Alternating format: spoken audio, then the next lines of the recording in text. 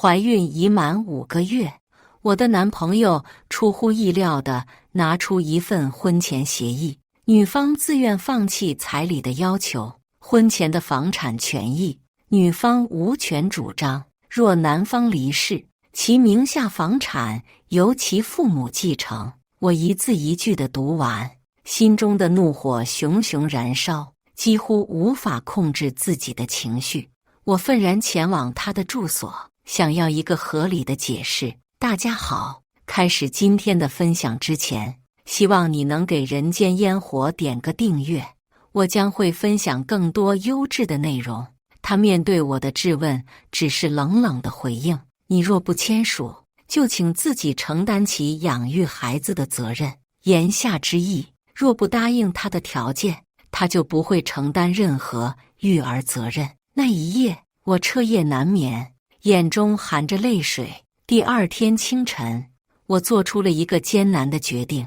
我打电话给医院，预约了终止妊娠的手术。在前往医院的路上，我的心情沉重如铅，手中的预约单被我捏得皱皱巴巴，如同我此刻纠结的心。孩子，对不起，妈妈没有能力给你一个完整的家，但我绝不会让你来到这个世界上受苦。一觉醒来，手机上闪烁着钱伟平的信息，不是平日的嘘寒问暖，而是一份婚前协议的 PDF。婚前协议4字犹如冷水浇头，让我惊愕。点开文件，密密麻麻的条款，触目惊心，尤其是那几行字：女方自愿放弃彩礼权利，婚房为男方婚前财产，女方无权主张。若男方身故，其房产由男方父母继承。我气得浑身发抖，这是我爱了那么久的男人给我的礼物。怒火中烧，我立马拨通他的电话，想要质问：你清早发什么疯？这句话差点就脱口而出，然而耳边却传来机械的声音：滴，对方正在通话中，请稍后再拨。他居然敢挂我电话！我立刻从床上跃起，迅速穿衣，叫车直奔他家。抵达他家小区，我再次拨打电话，一次又一次都被无情挂断，我怒火更甚。突然，微信提示音响起，是他的消息：你先看看协议吧。看他个大头鬼！我冲出电梯，右转，使劲敲打他家的门。钱伟平，开门！这楼层的户型复杂，4家共享一条小道。钱伟平家为了扩张，竟把小道也封了起来。快开门！我按响门铃，同时猛砸铁门，响声震动了整层楼。终于，钱伟平的爸爸来开了门。欢欢呐，你怎么怀着孕还跑来了？他站在门口，没有邀请我进去的意思，反而劝我离开。快回去吧，别伤了孩子。我看见钱伟平躲在他爸爸身后，沉默不语。我气得一脚踹在门上。钱伟平，你几个意思？他还是不说话。他爸爸继续好言相劝：闺女，回去吧，别动了胎气。我彻底被激怒了。钱伟平，你怎么了？变成哑巴了，连门都不敢开。他爸爸还想说什么？钱伟平终于探出头来：欢欢，你先回去，为了孩子别生气。协议你先看看，我们微信上聊。微信聊？我就站在这里，他居然想和我用微信交流。我疯狂地敲门，追问他到底什么意思。邻居的婆婆看不过去，走过来安慰我：伟平，快让你媳妇进去吧，她怀着孕呢。钱伟平还没来得及开口，他爸爸就对着婆婆大吼：关你什么事？少管闲事！我惊愕不已，这还是我认识的那个温文尔雅的钱伟平和他的家人吗？钱伟平以为我被吓到了，试图缓和气氛：欢欢，你现在太激动了，我叫辆车送你回去，我们微信上再聊，好吗？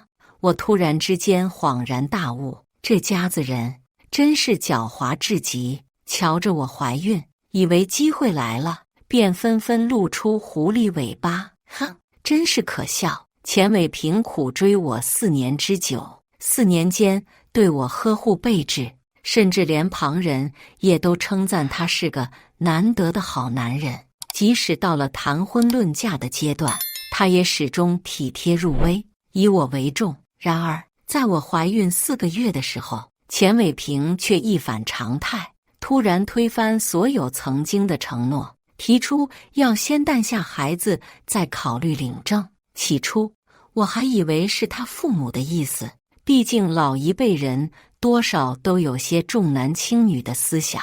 但随后，钱伟平的要求变本加厉，咄咄逼人，我们因此大吵一架，陷入冷战。如今，我终于明白了他们的算盘。怀孕已5月，胎儿稳固，他们便觉得我已无退路，可以任意摆布了。我深深吸了口气，开口道：“钱伟平，我们的孩子，这真是个笑话。”他还在继续他的深情戏码。欢欢，别动怒，对胎儿不好。他还好意思提孩子？现在他们全家都只想拿我肚子里的孩子作为要挟我的筹码。开门！我语气平静地命令道。钱伟平却反而把门更紧地关上了。好啊，真是好极了，这就是我深爱了4年的男人。我到底爱上了个什么东西？不开门是吗？我冷笑质问。这婚，你到底还结不结了？钱伟平一脸为难地回应。欢欢，只要你签下那份婚前协议，我们就立刻筹备婚礼。婚礼？我冷笑更甚。如果我不签呢？钱伟平还未开口，他父亲便大声嚷嚷：“那你就自己养孩子去吧！”话音刚落，门便被重重地摔上，砰的一声巨响。我气得浑身发抖，胸口像被什么堵住一样难受。但我知道，现在不是生气的时候。我叫了一辆车回家，在沙发上躺了很久才平复了情绪。这时，手机响了，是闺蜜赵梦琪打来的。欢欢，你在家吗？我马上到你家，有个关于钱伟平的大瓜要告诉你。听到钱伟平3个字，我神经瞬间紧绷起来。很快，梦琪就到了，还没等我询问她的大瓜，我就先把之前的事情跟他叙述了一遍。天哪，那协议里还包括去世后房产归父母所有。他是打算结完婚就去世吗？梦琪不停地摇头。欢欢，我要告诉你的是，你要有心理准备。经过钱伟平这么一闹，我已经看清了他的真面目。接下来，无论梦琪说出什么惊人的消息，我都不会感到意外了。梦琪告诉我，她的男朋友索国恩所在的公司最近收购了几家小企业，而她被空降到其中一家公司担任管理职位。巧合的是，那家公司正是钱伟平所在的公司。本来索国恩对钱伟平并无多少了解，但由于梦琪经常在他面前谈及我和钱伟平的事情，使得他对这个名字耳熟能详。最初，他并不确定梦琪口中的钱伟平就是他公司里的那位同事，直到他向梦琪展示了钱伟平的照片，梦琪一眼就认出了他，这才确认无误。你得提醒你闺蜜，那个钱伟平，他可不是什么善茬。索国恩的语气中充满了严肃。梦琪被索国恩的严肃表情吓了一跳，好奇地问：“发生什么事了？”索国恩向梦琪叙述了公司团建那天的情形。大家都有些醉意，而钱伟平在酒精的作用下开始口无遮拦。索国恩那天并没有真正喝酒，只是假装抿了几口，暗中观察着周围的一切。钱伟平与几个关系好的同事聚在一起，交头接耳，窃窃私语，而索国恩恰好坐在他们附近，将他们的对话听得清清楚楚。你们说我傻不傻？天天追着我女朋友跑，可是你们知道吗？我其实一点都不傻。这不，她已经怀了我的孩子。她家庭条件虽然一般，但这样更容易掌控。你们要是找个富家女，婚后还得看她脸色，那得多累啊！钱伟平的话让索国恩心生警惕。孟琪听完怒不可遏，这人说的是什么话呀？我苦笑了一下，心中满是失望。钱伟平竟然如此会伪装，而且藏得这么深。我一直以为他不同于那些贪图富贵的人，没想到他只是更懂得算计而已。我曾经以为，只要我装作经济条件一般，就能避免那些因贪图我家财富而接近我的人。我以为钱伟平是真心爱我的，不图我的钱。现在看来，我只是遇到了一个更狡猾的凤凰男。孟琪为我愤愤不平地说：“你以前还说他不看重钱，不是那种想高攀的人，现在看来，他只是想换个方式掌控你而已。他还没跟你结婚呢，只是知道你怀孕了，就迫不及待想翻身做主人了。”钱伟平的家庭经济条件并不好，跟他在一起时，我也总是表现得很节俭，就是不想让他有压力，也怕遇到那种只图钱财的凤凰男。如今看来，即便钱伟平不知道我的真实家境，他依旧是个不折不扣的凤凰男。他需要的只是一个能任他摆布的女人，而我在他眼中就是那个无钱、听话又怀孕的女人。要不你考虑去赴留子吧？孟琪提议道。以你家的条件，根本不用担心养不起孩子，想给孩子当爹的人多的是，从北京能排到巴塞罗那去。我心情沉重，胸口像被什么堵住了一样。突然，肚子传来一阵剧痛，脸色瞬间变得惨白。你怎么了？孟琪察觉到我的异样，紧张地问道。我还没来得及回答，就感到一股暖流从大腿间流出。孟琪一眼就看到我裙子上的血迹，惊呼道：“出血了，我们得赶紧去医院。”他立刻打电话安排了一切，然后驾车飞速将我送往了私立医院。经过医生的详细检查，他们告诉我，胎儿已经停止了发育，我必须住院接受手术。这个消息犹如晴天霹雳，我脸色煞白，腹痛得说不出话来。孟琪察觉到我的异样，急忙安抚我：“欢欢，你别太难过了。”眼泪忍不住滚落下来，但我清楚，此刻我必须要坚强面对。我向他微微点头，表示我还好，心中的悲痛难以言表。那毕竟是我孕育了5个月的小生命啊！虽然他的父亲做出了那些不堪的事情，但孩子是无辜的。即便我和他父亲无法再走下去，他依旧是我内心深处的珍宝。如今，因为他的父亲导致我情绪失控，孩子的离去只能说是一种深深的遗憾。但换个角度想，考虑到钱伟平的所作所为，也许孩子的离开并非坏事。我把这个想法告诉了孟琪，她宽慰我说：“确实，这样你也不用再考虑去赴留子的问题了。那钱伟平那边，你打算怎么办？”我沉思片刻，他如此精心算计我，甚至拿这些作为炫耀的资本，导致我气得胎停需要手术。这些账我绝不会轻易了结，我要报复他。千万别告诉他我现在的情况。我目光坚定地看向孟琪，我要为他准备一份特别的礼物。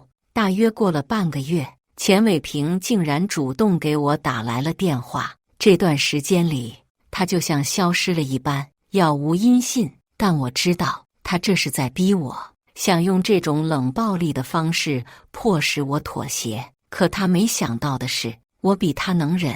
硬是拖了半个月都没主动联系他。欢欢，你还好吗？这半个月都没你的消息。他在电话里假装关心地询问，却又巧妙地把冷战的责任推给了我。他的一系列操作让我感到窒息，因此我的语气也难免有些冲。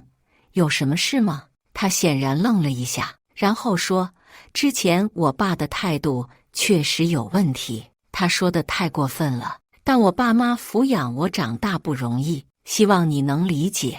我代他们向你道歉。又是这套说辞，他爸妈养他不容易，难道别人都是从石头缝里蹦出来的，不需要爸妈养大吗？如果他们真心道歉，早就可以说了，何必拖到今天？但我不能表现得太强硬，否则我的计划就无法实施。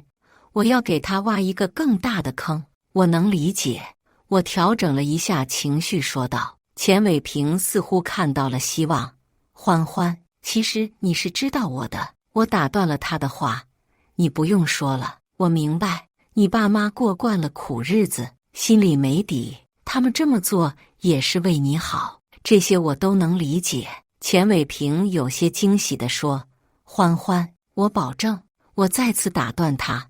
你不用保证什么，这样吧，我们先办婚礼不领证，等孩子生下来再领证，这样总能让你爸妈放心了吧？他们如此担忧，不过是怕我贪图他们那点家产罢了。说实话，他们家的财产和我家的比起来，简直是九牛一毛，但在他们眼里，那或许已是个天文数字。我这么说，也算是打消了他们的顾虑。就算我真的贪图他们家的财产，有了孩子之后，我不就有了牵绊吗？他们大概怕我离婚跑路吧？太好了！钱伟平激动的声音都颤抖了。欢欢，我真没想到你会这么体谅我。看来我的话确实说到了他心坎里。要不我们先去你老家办婚礼，之后再去北京小范围庆祝一下。北京那边物价高，我们就不大张旗鼓的操办了，省点钱，以后还可以让你爸妈去北京玩玩。我特意强调了小范围庆祝，进一步巩固他对我家庭经济条件一般的印象。欢欢，钱伟平在电话那头声音哽咽，虽然我知道这都是他装出来的，我真的没想到你会这么体贴，这么懂事。之前是我错了，没有站在你的角度考虑问题，能娶到你，真的是我上辈子修来的福气。欢欢，我会一辈子对你好的，你放心。我在心里冷笑，这福气给你，你要不要？懒得听他继续抒情，我直接说，你安排一下时间吧，最好快点，不然孩子大了更不方便。婚礼需要的东西就在你老家准备吧，那边的物价也便宜，我可不想再花一分冤枉钱了。而且现在我的肚子还没有完全消下去，得抓紧时间。要是月份太大了，就容易露馅了。说要快，但我没想到钱伟平会这么着急。婚礼时间定在了下个月月初，也就是说，我们月底就要提前回他老家准备。为了保险起见，孟琪请了假陪我一起去。我们到达的当天就领略到了他们村里的恶心与无耻。一个不知道从哪里冒出来的亲戚竟然跑过来问孟琪是不是来当伴娘的。孟琪还没来得及回答，那人就伸手想要摸她。我立刻挺着肚子站了出来，阻止了那个人的行为。旁边的七大姑八大姨就开始指指点点，长得这么漂亮，不就是想当伴娘引人注意吗？装什么清纯？另一个附和道，就是这种结婚场合，她可能比新娘还放得开。我气得浑身发抖，恨不得立刻离开这个鬼地方，什么报复和计划都抛到九霄云外去了。反倒是孟琪更冷静一些，在我耳边小声说，别生气，小不忍则乱大谋，他们也只是嘴上说说而已，欺软怕硬。我有些自责地说，都是我不好，识人不清，还要让你跟我一起受这种委屈。孟琪拍了拍我的肩膀说，我们之间还用说这些吗？我怎么可能看着好朋友跳进火坑？而且你这是受害者有罪论啊，要反省的应该是那些无耻的人才对。说完他还挥了挥拳头，表示要找个沙袋发泄一下。后来孟琪真的把带来的零食分给村子里的几个小孩，并让他们帮忙找材料，做了2个大沙袋，固定在房间门口。他每天对着沙袋挥拳发泄情绪，不知道是不是因为沙袋的震慑作用，一直到婚礼那天都没有人来找我们的茬，除了几个想要刁难我的亲戚外，整个婚礼流程还算顺利。不过婚礼当天还是遇到了一些烦心事。当我敬完酒，想要坐下来吃点东西时，发现对面的女人一直盯着我看，眼神非常不友善。孟琪示意我先吃点东西，自己则去打听情况。她回来后告诉我，那个女人原来是钱伟平家的童养媳，比钱伟平大几岁，对外却宣称是堂姐。后来钱伟平去外地求学，家里人看不起这个童养媳，匆匆将她嫁了出去。现在看来，她虽然已婚生子，但对钱伟平依然旧情难忘，那愤恨的眼神像是要把我瞪出个窟窿。孟琪凑到我耳边低声说：“你可是夺了人家的心头好。”我忍不住笑出声来，那我还给他就是了。对面的女人瞪了我一眼，别过头去。孟琪看了看桌上的菜肴，觉得那盘虾还不错，便直接端到我面前，细心地为我剥虾。那女人带着孩子坐在对面，本来离那盘虾就远，现在虾又被孟琪端走，她心里肯定怨气冲天。但今天是我和钱伟平的婚礼，她总不能当众对我发火吧。孟琪一向我行我素，不在乎周围的目光，反正过了今天，她和这些人再也不会有交集。那女人急了，因为她只给孩子剥了几个虾，自己还没吃到呢。看着一盘虾快被剥完，孟琪似乎没有停下的意思。女人终于忍不住了，开口说道：“伟平他媳妇，你怎么不吃虾壳呀？虾壳富含钙质，不吃多浪费。”孟琪听后嗤笑一声，小声嘀咕：“他还知道钙呀？”我强忍着笑意，没有说话。孟琪抬起头看了那女人一眼：“是啊，虾壳确实含钙。”女人赶忙附和：“就是啊。”孟琪没再理他，继续剥虾。她把剥好的虾肉都放在我面前，又把虾壳堆成一座小山，然后推到女人面前：“喏，满满的钙，你吃还是孩子吃？”女人没想到孟琪会这么直接，气得满脸通红。“你……”孟琪不依不饶地装出无辜的样子：“你什么你呀？你不是说虾壳都是钙，不吃浪费吗？那都给你吃吧。”女人的火气一下子就上来了：“你什么意思？”孟琪还是一副不解的样子：“什么意思？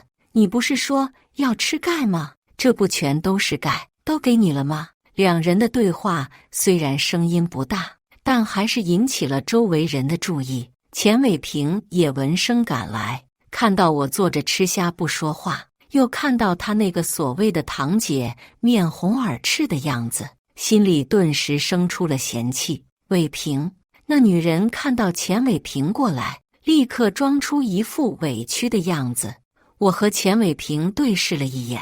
孟琪是我的朋友，他虽然是在帮我出头，但我什么都没说，难不成你还要怪我？钱伟平皱了皱眉头，对那女人说：“堂姐，今天我大喜的日子，有什么事等婚礼结束再说。”那女人一听这话，眼睛立刻就红了。钱伟平故意避开视线，举杯径直走开。孟琪对他投去一抹冷笑，轻蔑地别过头去。失去孩子或许真是他的幸运，连老天都站在你这边。我淡然地摇了摇头，内心毫无波澜。毕竟我从未真心打算嫁给钱伟平，他的嫉妒不过是徒劳。我细嚼慢咽。孟琪吃饱后闲逛了一圈，回来后给我带来了一个令人啧舌的消息：“你猜猜看，陆家为你安排的那2位伴娘现在在哪儿？”我愕然，婚礼都已结束，伴娘又与我何干？孟琪露出厌恶的神情，低声在我耳边揭露：“你绝对想象不到他们在做什么。我之前还纳闷，怎么会找到这么漂亮的伴娘？原来背后有这样的猫腻。”我困惑地问：“这是什么意思？”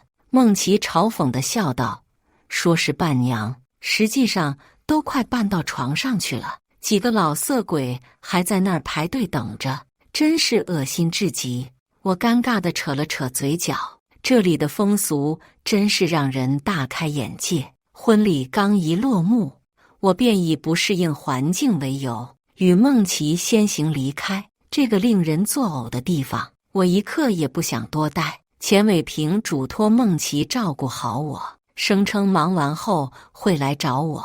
我表面上依依不舍，内心却暗自窃喜，终于摆脱了。回到村里办婚礼，至少所有人都知道了钱伟平已婚的事实。若我消失，他该如何收场？不过这些都已不重要。回家后，我立刻退掉了租住的房子，搬去与孟琪同住，同时联系了远在北京的父母，告知他们我打算辞职创业。其实我一直有创业的念头，父母也非常支持。我对自己充满信心。当初为了迎合钱伟平的稳定需求，我才放弃了创业梦想，选择了一份安稳的工作。然而现在看来，什么都有可能背叛你，但事业不会。女性还是应该专注于自己的事业。于是我毅然向公司递交了辞呈，开始着手准备创业所需的材料。由于工作交接流程，我还需在原公司待满1个月才能正式离职。我低头看着自己逐渐平复的腹部，心中涌起一股莫名的情感。手术后，我并没有将逝去的胎儿交给医院处理，而是选择了一家专业公司将其遗体进行处理，与种子一同埋入盆栽中，让它随着种子的萌芽而生长。如今种子已经发芽，那个与我擦肩而过的孩子以另一种方式陪伴在我身边。半个月后，钱伟平从老家回来找我询问何时前往北京举办婚礼，而且他家里人那边也已经沟通好了，随时可以启程去北京度假。我对他微微一笑，然后发送了一条信息：“我们结束吧。”我原以为他会激动地质疑，但过了好久，他只回了一个字：“我在心里冷笑，大难临头了，还以为我只是在耍小脾气，以为冷处理就能解决。我直接将他拉黑，不再回复。夜幕降临，他的电话疯狂地打进来：“吴欢欢，你这是什么意思？都要结婚了，你怎么还玩拉黑这一套？结婚？我可没和你领过证，以后不要再打电话了，我们从此再无瓜葛。”吴欢欢，你是不是疯了？他在电话那头开始怒骂，我不想听，直接挂断。他又打来：“吴欢欢，你能不能好好说话？能就继续，不能我就再见。”钱伟平立刻开始破口大骂：“吴欢欢，你是不是有病？”再次挂断。反复多次后，钱伟平终于冷静下来：“现在能好好说话了吗？”我问：“你到底想怎样？”钱伟平显然很恼火：“你之前提到的婚前协议，我考虑后不同意，我反悔了。”反悔？不同意？钱伟平的声音突然拔高：“你都怀孕了，婚也定了，你还想怎样？结婚？你说结就结吧。”我的怒火也被他点燃：“如果你想用孩子束缚我，我明天就去医院，你去吧。”他怒气冲冲地说：“最好永远别再回来。”电话被狠狠挂断，传来嘟嘟嘟的忙音。即使已经看清了他的真面目，但听到这样的话，还是让我心如刀绞。以他的性格，我知道他不会轻易放弃。我等待着即将到来的冲突。然而，24小时过去了，一切风平浪静。我感到有些奇怪，难道他这次真的改变了策略？还没等我想明白，就传来了他出车祸的消息。昨天他挂了我的电话后，去见了一个旧情人。那个女人刚学会开车，一边开车一边和钱伟平热吻，一不小心与一辆大货车擦肩而过。当我赶到医院时，坐在副驾驶的钱伟平已经因抢救无效死亡，而那个女人只是受了轻伤，并无大碍。人算不如天算，我怎么也没想到会发生这么戏剧性的事情。什么复仇计划，什么策略布局，在这一刻都显得那么苍白无力。嫂子，真的对不起。那个女人突然跪在我面前，痛哭流涕。我迅速后退一步，别，我可不是你嫂子。关于钱伟平的一切，我都不想再沾染。医生误以为我是钱伟平的妻子，让我办理相关手续。我摇摇头，告诉他，我只是他的前女友而已。如果需要联系家属的话，我可以提供联系方式。回到家后，我把钱伟平去世的消息告诉了孟琪。他愤慨地说，这就是报应啊，他竟然诅咒你一尸两命，老天爷还是长眼的。然后又安慰我，别太难过了。我点点头，虽然有些伤感，毕竟这么多年的感情了，但一想到他如何欺骗和算计我，那些伤感就很快烟消云散了。钱伟平的父母急匆匆地找到我，声泪俱下地控诉我害死了他们的儿子，并要求我把肚子里的孩子生下来给他们，否则就会与我纠缠到底。孩子？他们所说的孩子在哪儿呢？哦，对了，他们还不知道孩子早已停止发育，还以为我仍然怀着孕呢。这真是令人啼笑皆非。既然他们这么想要孩子，那我就满足他们吧。我叫上孟琪，一起去了菜市场，买了5斤已经开始腐烂的猪肉，用泡沫箱装好，通过闪送服务直接送到了他们家门口。听说钱伟平的父母在小区门口就迫不及待地打开了快递箱，结果当场坐在地上大哭大闹，还差点不让闪送员离开，扬言要把我告上法庭，让我血债血偿。听到这个消息，我忍不住笑出声来，但还是给那位闪送员打赏了一笔钱。毕竟他碰上这家人也算是倒霉透顶了。我以为这件事情就此告一段落，但没过多久，钱伟平的父母竟然真的请了一位律师，打算将我告上法庭。他们口口声声说我克死了他们的儿子，又杀死了他们的孙子，必须为此付出代价。那位律师看起来还挺年轻，想必是想赚点律师费，但又觉得这场官司胜诉的可能性不大，于是他主动找到我协商。我并不想见他们，所以请了一位代理人出面处理此事。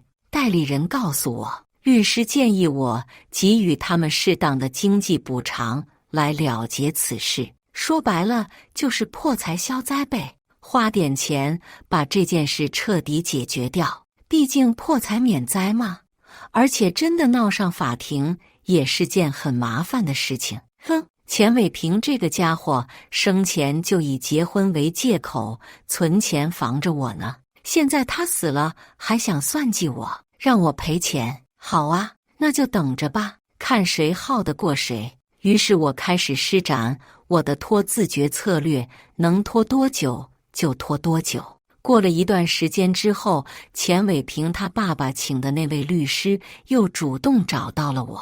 吴小姐呀，既然你已经是钱伟平的合法妻子了，那他们也算是你的半个父母啊。这补偿金的事情，你还是别再拖了。律师语重心长地对我说道。合法妻子，听到这4个字，我都惊呆了。不是吧？这位小律师也太不专业了吧？合法妻子，你确定不是在跟我开玩笑吗？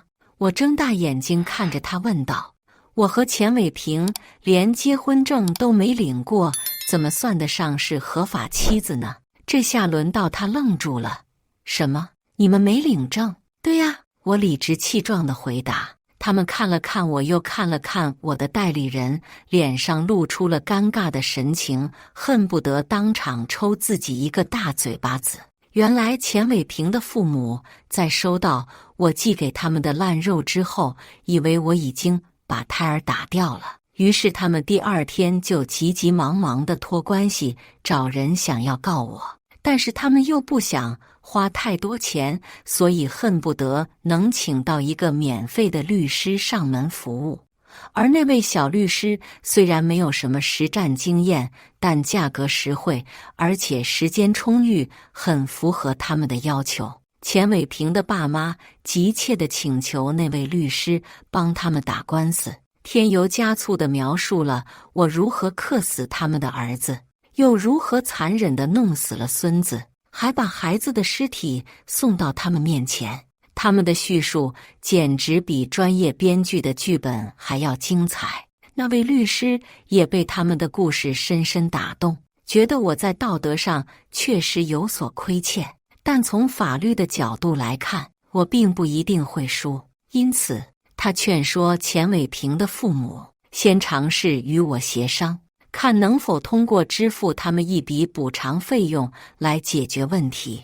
毕竟人死不能复生，而且法律程序可能会很复杂。钱伟平的父母考虑再三，觉得金钱最为重要，于是全权委托了这位律师处理此事。然而，事情并没有那么简单。在他们的观念里，婚礼就是婚姻的全部，结婚证只是一张纸而已。他们不停地强调我们已经办了婚礼，就是夫妻了，却忽略了我们并没有领结婚证这一关键事实。律师在没有深入了解情况的前提下，也先入为主地认为我和钱伟平已经是合法夫妻，所以当我告诉他我们并没有领证时，他感到非常惊讶和尴尬，甚至觉得这是他律师生涯中的一个巨大污点。他因此拒绝继续帮助钱伟平的父母打官司，这让他们感到非常愤怒和不解。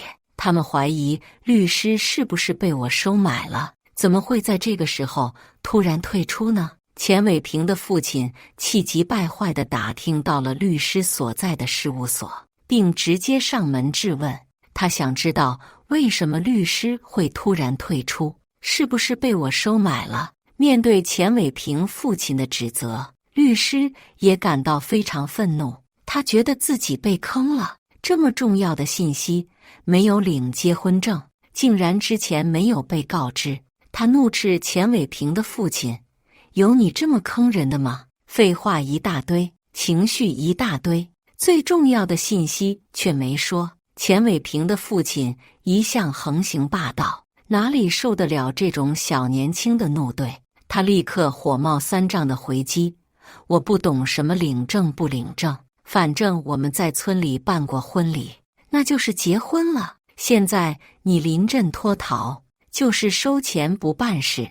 你要么继续打官司，要么退钱，否则后果自负。说完，他狠狠地摔门而去。钱伟平的父亲回去后越想越气，于是找了一群老朋友，一起前往律师事务所讨要说法。他们觉得人多力量大，今天这么多人在场，律师怎么着也得给个明确的交代，要么他们得重新寻觅愿意免费为他们打官司的律师，要么就得承担我们律师事务所采取法律手段的后果。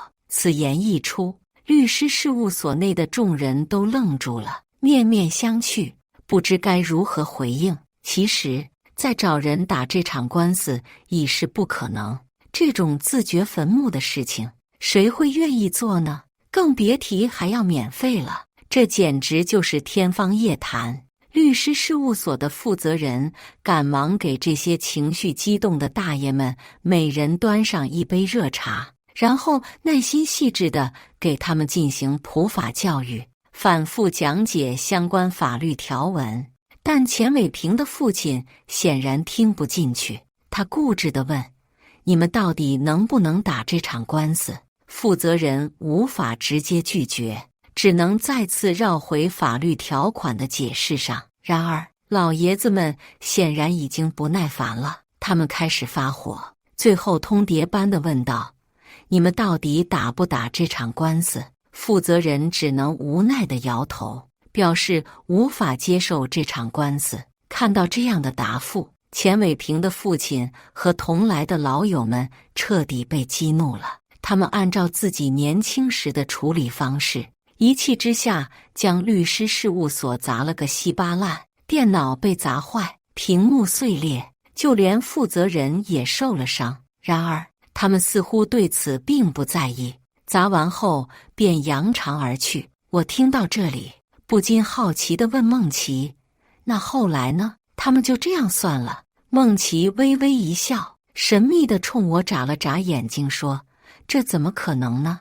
你忘了我朋友是干什么的了？他们可是专业的律师，最懂得如何运用法律武器。你就放心吧，钱伟平的父亲会为此付出代价的。”我听后顿时来了兴趣，那他们打算怎么做？孟琪却卖了个关子：“别急，我朋友让我等3个月，看看情况再说。这段时间里，你也可以好好调整心情，忘记那些不愉快的事情，开始新的生活。”我点点头，心中充满了期待。在接下来的日子里，我努力调养身体，将工作的重心逐渐转移到事业上。虽然创业的道路才刚刚开始，但我坚信未来一定会越来越好。每天看着桌上的小盆栽茁壮成长，我的心中也充满了希望。3个月的时间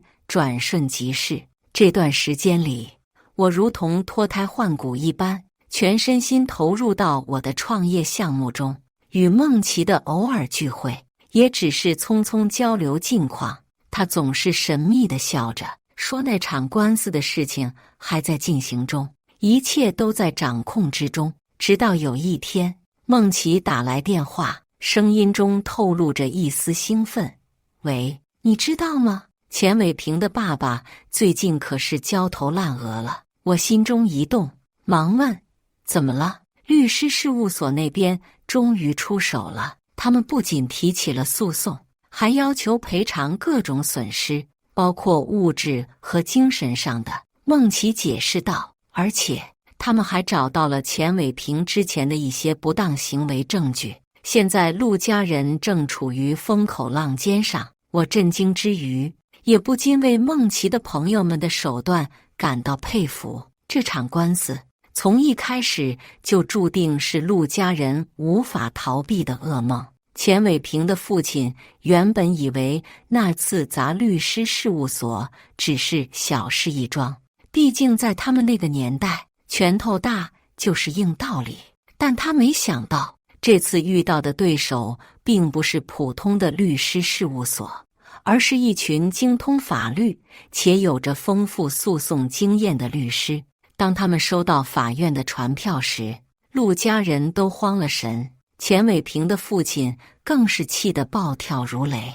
他没想到那些看似文弱的律师竟然敢真的提起诉讼，这帮兔崽子真以为我怕了他们不成？钱伟平的父亲怒吼着，但他的愤怒并不能改变什么，他们必须面对现实，准备应诉。法庭上，双方展开了激烈的辩论。律师事务所的律师们凭借丰富的法律知识和诉讼经验，一步步逼迫陆家人陷入被动。